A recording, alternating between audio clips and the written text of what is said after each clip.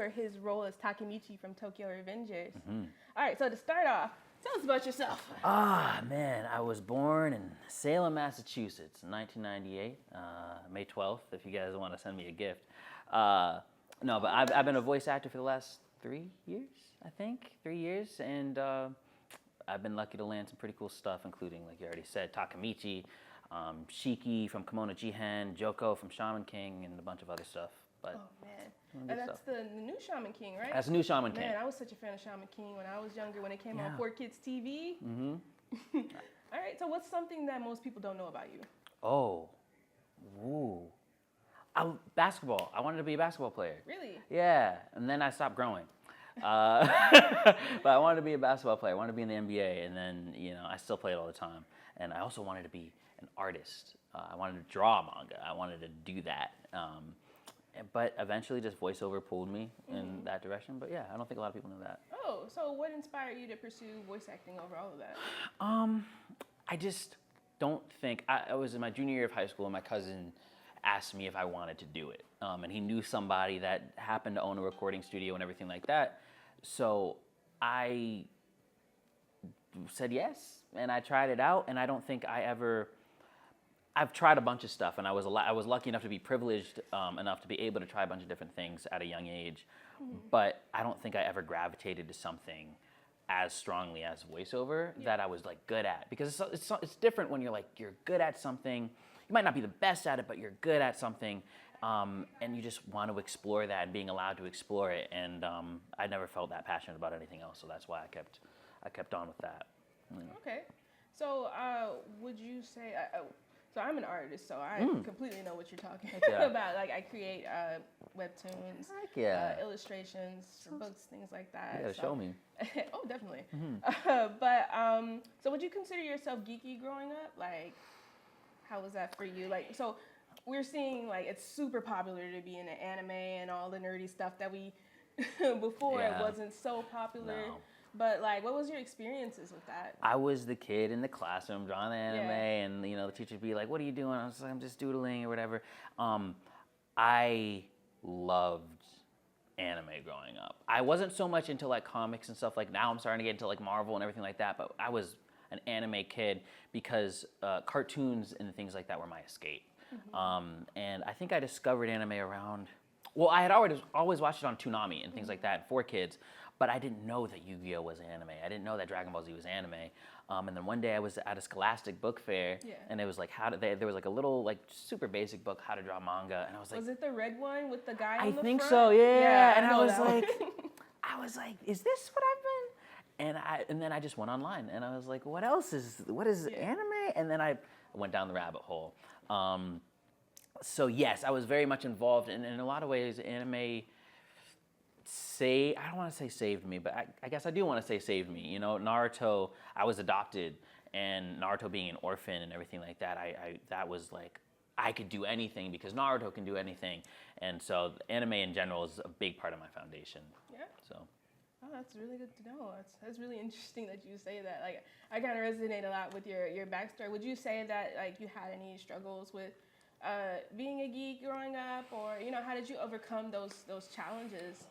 I think my interests, I don't think I was self-aware when I was younger. Yeah. I think I was very much like I didn't Naruto run on the playground and stuff like that just because I just didn't do it. But like, I think as I got older and I started to be more open about like, I love anime and everything, people were like, oh, that's weird. And I never really let it get to me up until like high school, when I felt like I needed, everybody changes at some point, and you start to become more self-aware about like what's going on in the world and cliques and stuff like that. And I was like, I don't really feel like I fit in. Yeah. So I kept doing what I'm doing. I still had friends that liked anime and stuff like that, but it did feel like there was like some sort of barrier between me and the rest of the world, because they just thought, I was like, that's weird. And, meanwhile they watched Degrassi, and I'm like, okay. So I wouldn't say I had a challenge, but I do feel like there was a part of me that wished like more people were accepting of it back then. And I'm happy that like I have a friend and his sister's like 16, 15, and she can wear a My Hero backpack and not get made fun of for it. And that's really cool to see. Okay. Yeah. So tell me about your experiences as a Black voice actor in the anime realm. Like, how's that been for you? Positive or negative? Both. Or both? Why not Okay. both? Positive, I get to do stuff like this. Yeah, hang out with us. Urban Yeah, Anime I Lounge. get to be here, Urban Anime Lounge. It's very recent that people, people that look like me are starting to get invited to do things like voice acting. Only in the last couple of years, really. I mean, Cree Summer and Phil Lamar existed, OG Banks, but like not at the forefront where like you're going up on stage and you're doing panels and stuff like that, like now. So the positive aspect is I have so many people coming up to me and being like, thank you for just existing and doing your thing. And Because I'm that like, representation is important. It's Right. good to see us in these roles and seeing these positive changes happening in an industry where a lot of us got scorned or, looked down upon for kind of liking things that were different. right, And, exactly. yeah. Yeah, it's horrible that it was that way, and and I'm glad things are starting to change because I for one know that like I don't think a lot of people that aren't people of color or especially Black realize that like you see Peter Parker on screen, and like while all the other like maybe white children are dressed up as Peter Parker, like I'm Peter Parker. If you're Black, you even as a kid, you're like, I'm wearing a costume. Like, I'm not actually Spider, because Spider-Man is Right. what? And then Miles Morales comes out, I was like, oh, wait, Yes. I'm Spider-Man too. That's what representation is. Like, when you see somebody actually doing it, man, it's so powerful. So being able to be in that position is amazing.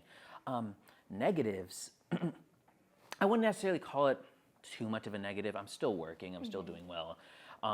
But I find that as a Black voice actor, and I think my peers that are here, Zeno, Anaris, Gabe, can maybe attend to, like having to work 2 times harder than our white peers, white friends, because just to do half as much work. Yeah. Feeling like whatever work you do has to be the best. Right, it has to be S-rank. Or else you won't work, and that kind of sucks, and it sucks feeling like, man, no matter how hard I work, like sometimes I'm just not going to get the same opportunities.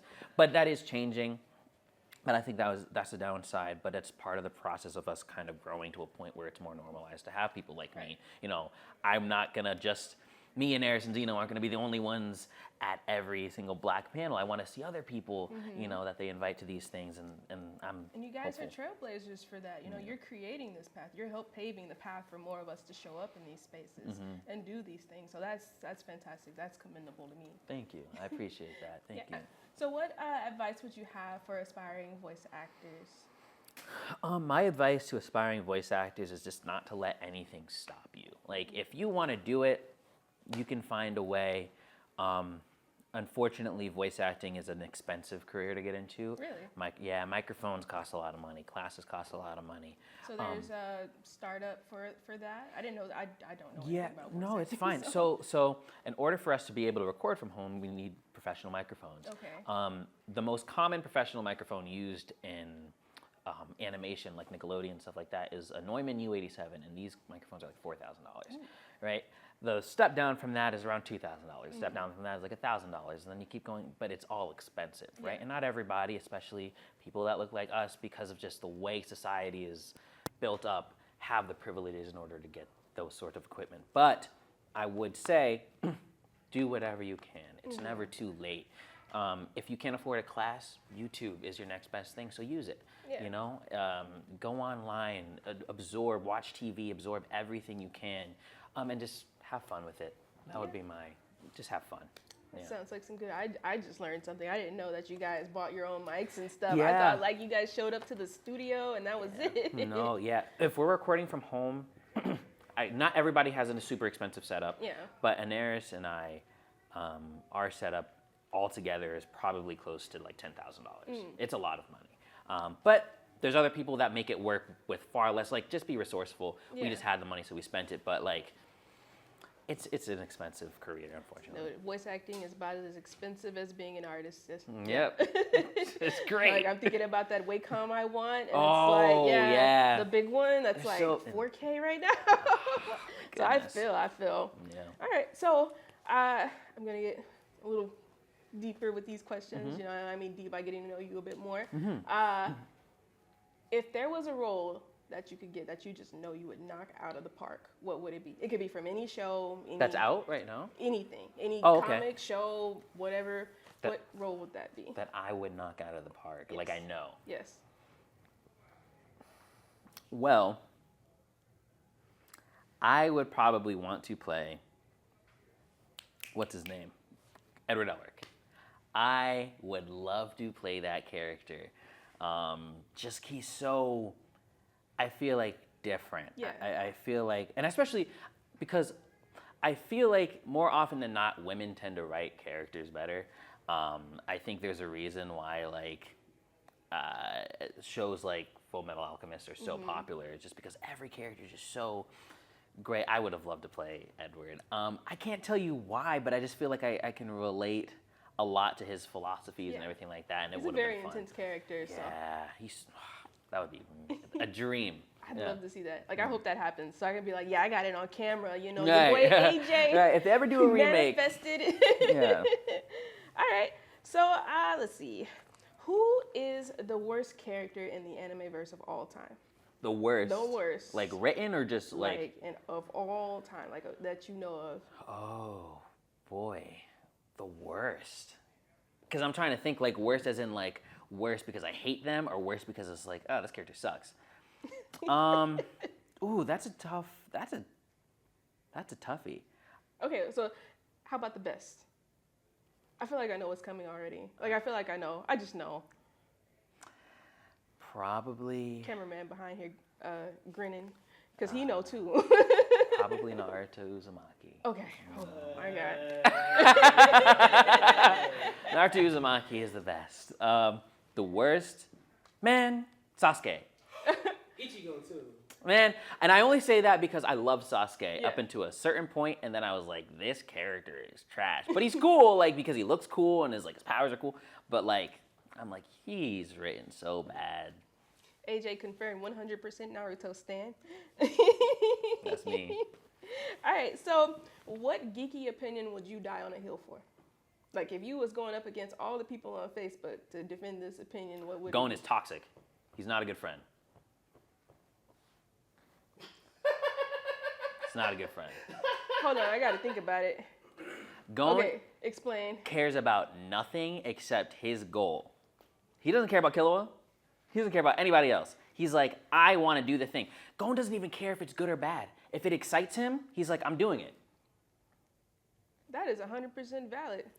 And you know what? I feel the same way about Goku.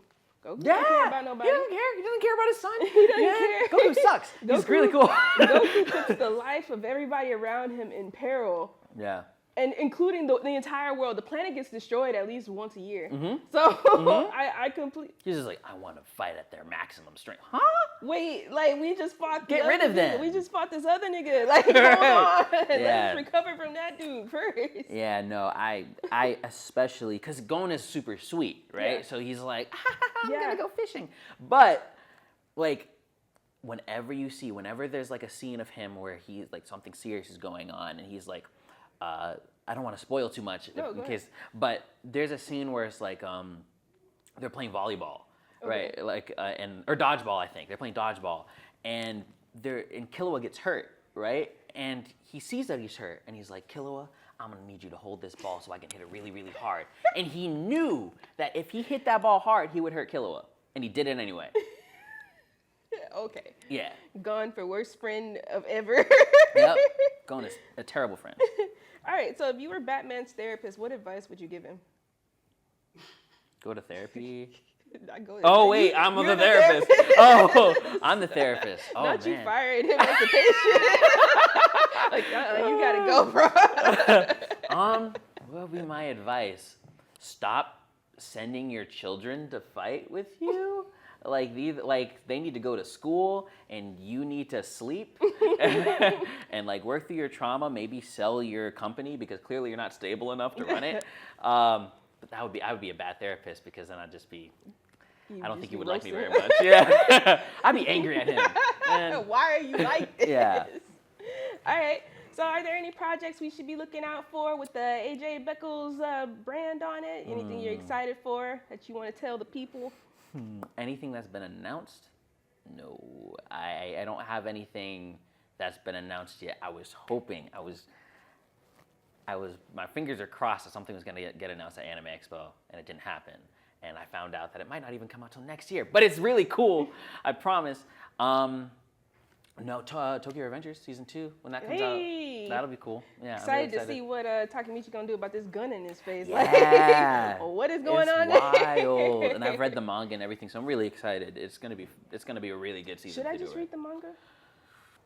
Because, okay, so for context, when I really like something, I will hyper focus. Like, I finished Dorohedoro's anime in like 2 days and then read the manga in like 3. Like, Yeah. So should I'm the same. Tokyo Revengers? I would say, I don't think the anime is coming out till next year. Okay. If you cannot wait until next year, then yes. If you have the self-control, then I just wait. And then maybe after that season's done, then I'd read it. Because I'm really enjoying the voice acting. So Thank you. I appreciate that. Yeah, no, it's a wild ride, and it only gets better. Like each arc, at least to me personally, from reading, like each arc just gets so much better. So love stories like that. Yeah. All right, so that's our interview with Mr. AJ Beckles. Can we get a shout out for Urban Anime Lounge? Okay, so this is your Crybaby Hero saying check out Urban Anime Lounge wherever you can check them out, and they make some great content. So please support my friends.